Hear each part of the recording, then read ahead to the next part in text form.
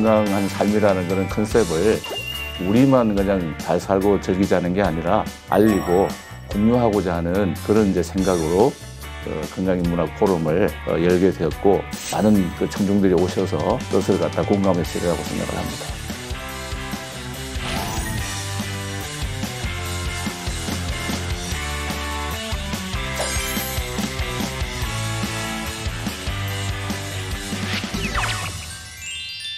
네, 안녕하세요. 저는 박상진입니다.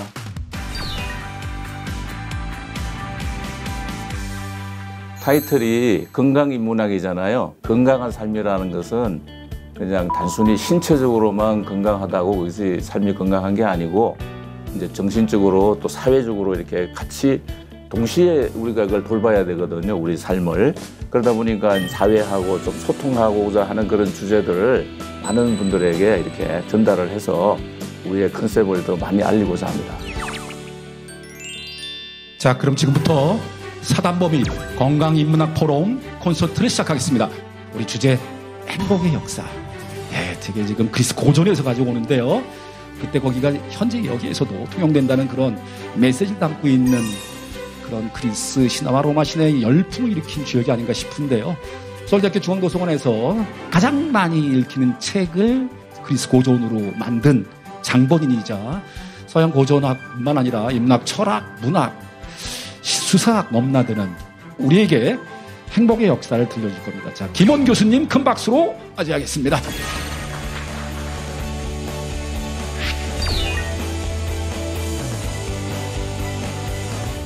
행복의 역사라는 제목을 가지고 그리스 고전에서 찾는 행복을 이렇게 가져왔는데요.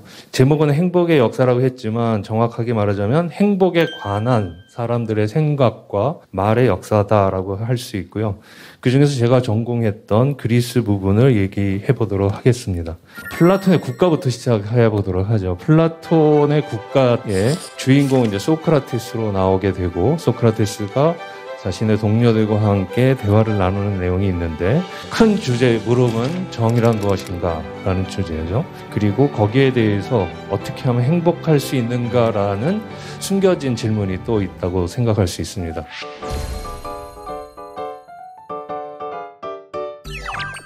전체를 요약하자면 이렇게 될 것 같습니다. 정의로운 사람이 행복하다.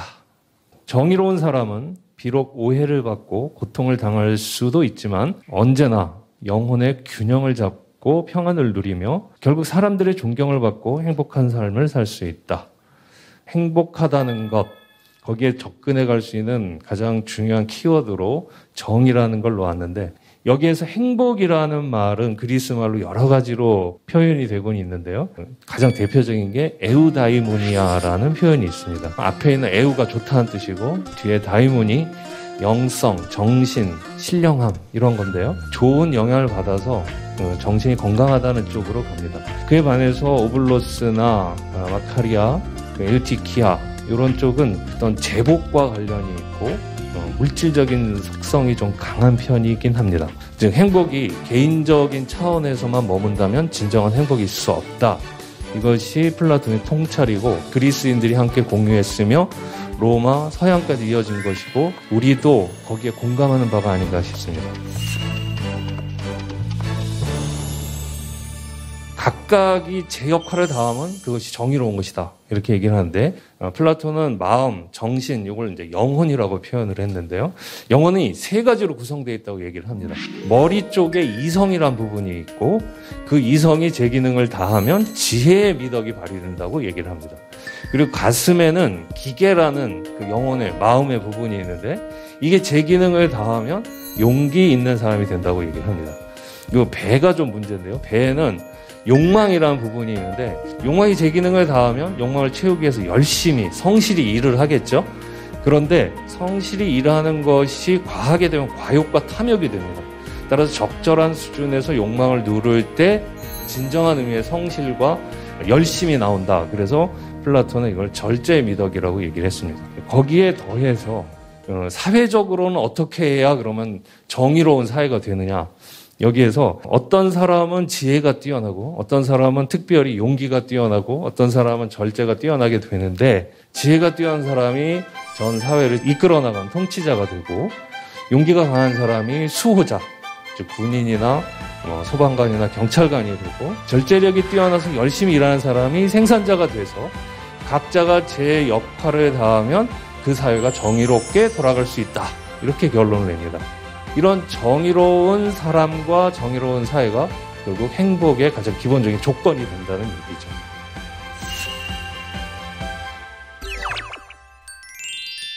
이 바티칸을 만든 사람이 율리우스 2세라는 교황이었는데, 이 교황이 업무 공간 또는 기거 공간이라고 할 수 있는 것을 만들면서 당대 최고의 건축가와 예술가를 불렀습니다.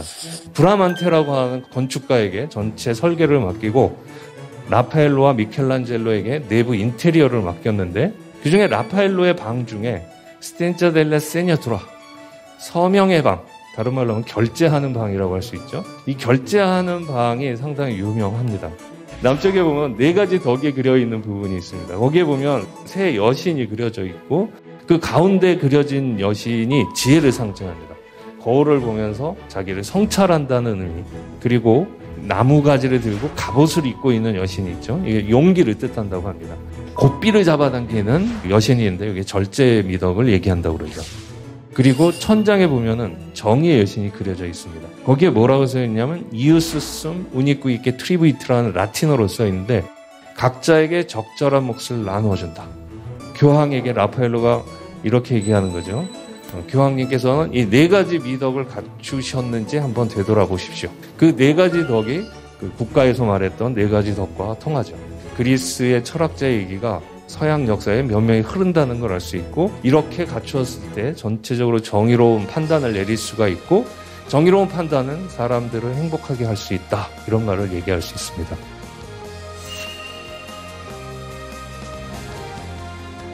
자, 행복함을 빼놓을 수 없는 사람이 아리스토텔레스입니다. 아리스토텔레스의 니코마코스 윤리학에는 이런 말을 합니다. 자, 그러면 지고의 가치인 그 행복에 이르려면 인간에게 가장 필요한 것이 뭐냐? 그거는 인간에게 가장 고유한 덕을 실현하는 것이라고 얘기를 합니다. 근데 이 덕은 그리스 말로 아레테라고 얘기하는데, 우리가 생각할 때 덕, 그러면 윤리적이고 도덕적인 걸 생각하지만 아레테는 상당히 기능적인 얘기를 할 수 있습니다. 어떤 일에 뛰어남, 탁월함, 그 역할을 제대로 함, 요게 됩니다. 그렇다면 인간에게 고유한 덕이 뭐냐? 하나는 지성적인 덕이라고 얘기합니다. 각자의 영역이 있죠. 거기서 탁월하게 되는 게 행복의 조건이라는 얘기를 해줍니다. 또 하나는 품성적 덕이라는 얘기를 하는데, 인간이 인간으로서 제구실을 다할 때, 우리는 그걸 이제 도덕적인 윤리적인 거라고 얘기할 수 있죠. 아이들에게 얘기하면 아주 간단합니다. 야, 공부도 잘하고 착한 사람 되라. 이러면 행복해진다. 제가 제 일을 잘하고 다른 사람과 좋은 관계를 얻는다면 그것이 행복해질 수 있는 길이 되겠죠. 제 일도 잘 못하고 다른 사람과 불편한 관계를 맺는다면 그거야말로 불행해질 수 있겠구나라고 예감할 수 있는 부분이 되죠. 그리고 이제 거기다가 더할 수 있는 게 플라톤의 얘기처럼 건강한 몸을 얘기할 수 있습니다. 아니무스 사누스 인 코르포레 사노. 아니무스 사누스, 이건 건전한 정신. 코르포레는 신체라는 뜻이고, 사노는 건강한, 건전함, 이런 것입니다. 그러니까 건강한 몸에 건전한 정신. 이럴 때 행복해진다는 얘기를 할 수 있죠.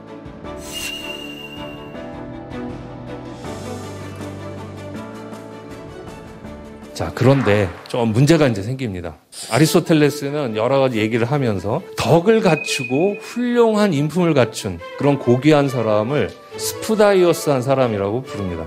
이게 어떻게 번역하느냐 가지고 고전학자들이 논쟁 중인데 전 고귀한 사람이라고 번역을 합니다. 아리스토텔레스의 윤리학 결론, 윤리학적인 결론 이렇게 말할 수 있습니다.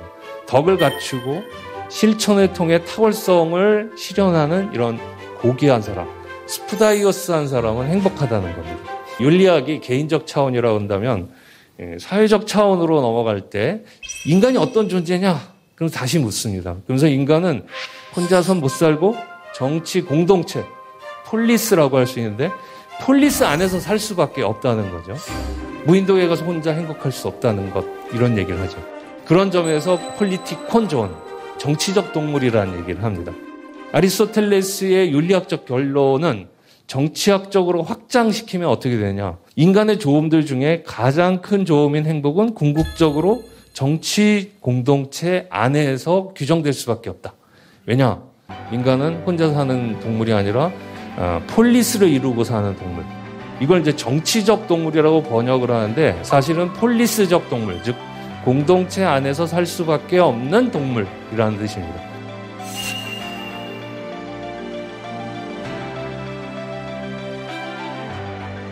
정치학?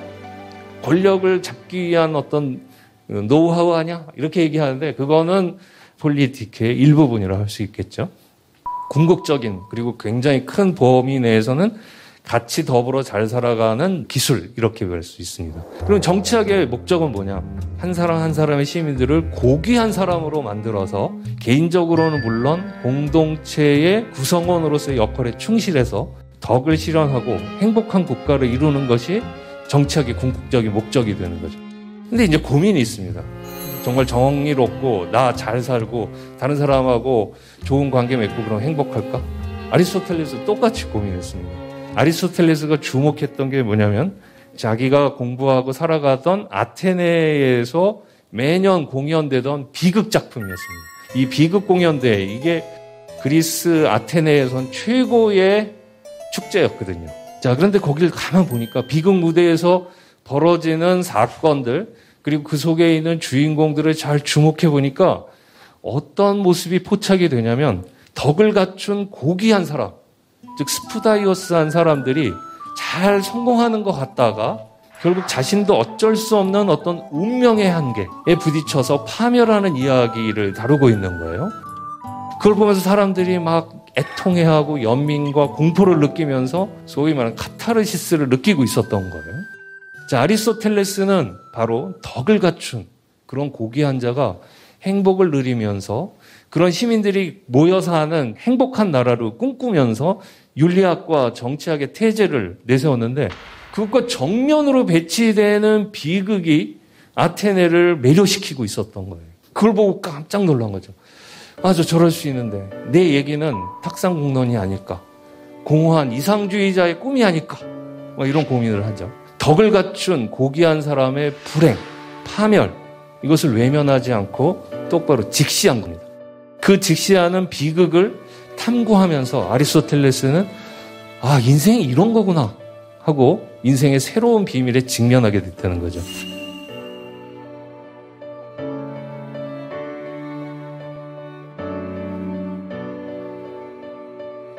플라톤 같으면 이럽니다. 야, 이런 거 보여주지 마. 이런 거 보여주면 사람들이 정의롭게 살려고 안 그럴 거 아니야. 도덕적이고 또는 자기의 탁월성을 개발하려고 노력하지 않을 거 아니야. 이런 애들 쫓아내.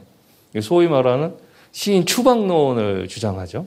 근데 아리스토텔레는 그러지 마세요, 선생님. 이 사람들도 인생의 또 다른 비밀을, 인생의 또 다른 진실을 얘기하는 겁니다. 우리는 고민해야겠죠. 정의롭고 탁월하고 도덕적으로 살면서도 내가 사는 것이 꼭 행복을 보장하는 것은 아닐 수 있다는 이거 명심하고 사는 게 좋지 않습니까? 아마 아리스토텔레스는 플라톤에게 이렇게 얘기했을 겁니다. 그런 점에서 보면 아리스토텔레스를 이렇게 규정할 수 있습니다. 시학의 철학자인 아리스토텔레스, 그리고 윤리학과 정치학의 철학자로서의 아리스토텔레스. 근데 자기는 이 두 개 어떻게 되면 서로 배치되고 모순될 수 있는 이 두 개를 함께 끌어안으면서 높은 품격을 유지하는 바로 그런 모습이었던 것 같습니다. 그 대표적인 작품이 바로 소포클레스의 오이디푸스라는 작품입니다. 자, 오이디푸스는 어떤 사람이냐? 오이디푸스는 코린토스의 왕자로 살고 있었는데 어느 날 자기의 미래에 대해서 듣습니다. 너는 아버지를 죽이고 어머니를 범할 것이다. 자, 이렇게 하고 나니까 내가 인간으로서 이렇게 살 수 있나? 그러면서 결단을 내리게 됩니다. 나는 이렇게 살 수 없다. 아버지를 죽이고 어떻게 어머니를 범하느냐. 나는 여기를 코린토스에 떠나야겠다. 그 과정에서 스핑크스를 물리치고 테베 왕이 돼서 그쪽 나라의 백성들의 존경을 받았습니다. 자신의 그 옳은 길을 가고 있으니까 신이 자기에게 행복을 내려줬나 보다. 이렇게 생각을 했던 거죠. 그러고 있는 도중에 갑자기 테베에 역병이 닥치게 되죠.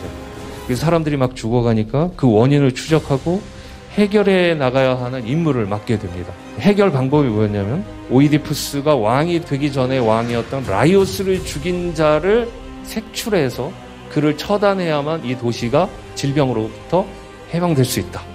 이렇게 신탁이 내려진 거예요. 그래서 오이디푸스가 좋다. 내가 여러분께 약속한다. 내가 그 범인을 반드시 잡아서 그놈을 벌하고 쫓아내서 우리 도시를 깨끗하게 정화하겠다.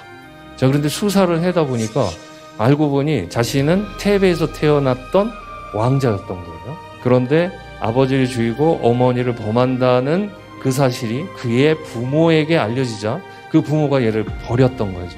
그래서 코린토스의 왕자로 살았는데 얘도 그 신탁을 알고 다시 피한다고 피해온 게 그 원죄의 핵심으로 들어갔던 겁니다. 결국 그 과정에서 자기는 아버지를 죽였고 어머니를 범한 거죠. 오이디푸스는 자신의 눈을 찌르고 자신을 스스로 추방함으로써 백성들과 했던 약속을 지킵니다. 끝까지 스푸다이어스한 고결한 왕으로서도 탁월하고 인간으로서도 탁월한 품격을 유지하고 조용히 떠나가게 되죠. 오이디푸스는 운명에서 벗어나진 못했지만 벗어날 수 있는 운명에 대해서 내가 어떤 방식으로 대처하고 어떻게 살아갈 것인가는 자유롭게 선택했고 그래서 끝까지 고결한 삶을 살았던 게 아닌가. 우리는 우리가 계획한 대로 되지 않을 확률도 있습니다. 실패할 수도 있고 좌절할 수도 있죠. 그러나 순간순간에 내가 어떤 자세로 살았고 어떤 선택을 했는가가 더 중요하다고 할 수 있습니다.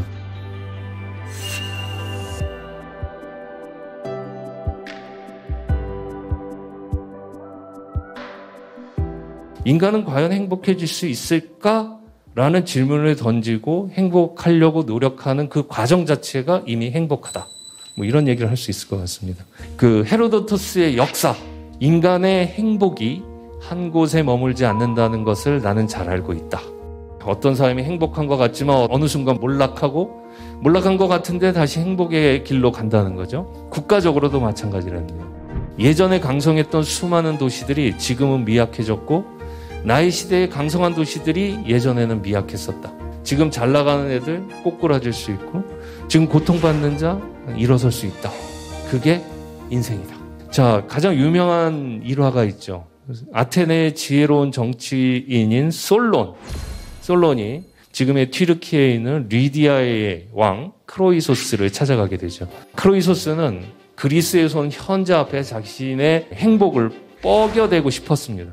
그러면서 내가 얼마나 성공했고 얼마나 큰 영화를 누리고 있는지 이걸 보여주겠다고 그러면서 자신의 창고로 데려갑니다. 거기 어마어마한 보물이 있었죠. 난 당신이 지혜를 사랑하고 세상 구경을 많이 다닌다는 말을 들었소. 그래서 묻겠소. 당신이 만난 사람들 중에 누가 제일 행복한 것 같소? 하고 물었어요. 당신이야말로 최고입니다. 이런 대답을 할 줄 알았는데 다른 사람을 자꾸 얘기하는 거예요. 그러니까 참을 수가 없어서 버럭 화가 내면서 야, 너 이거 안 보이니? 네가 지금 말한 다 보니까 평민들인데 걔네들보다 못하다는 거야? 그러니까 솔론이 한 말. 당신 죽을 때까지 난 모르겠다. 지금은 영화를 누리고 있지만 언제 당신이 꼬꾸라질지 지금 상태만 보고 당신이 가장 행복하다고 말할 수는 없다. 그러고 보니 앞에 세 사람은 다 죽음 말년이 행복했던 사람들이었던 거예요. 실제로 이 솔론의 대답의 현명함은 크로이소스 자신이 증명해 주죠. 결국 페르시아에게 패망하고 포로 신세가 돼서 말년을 불행하게 보냈다라는 얘기가 있습니다.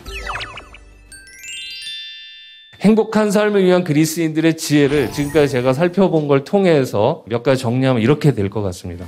결과적으로 행복하고 결과적으로 불행하다고 해서 내가 거기에 매달리는 삶은 행복한 게 아니라는 거죠. 결과가 어떻든 내가 내 삶을 단단하게 이끌어갈 때 그게 진짜 행복하다는 그런 얘기를 할 수 있습니다.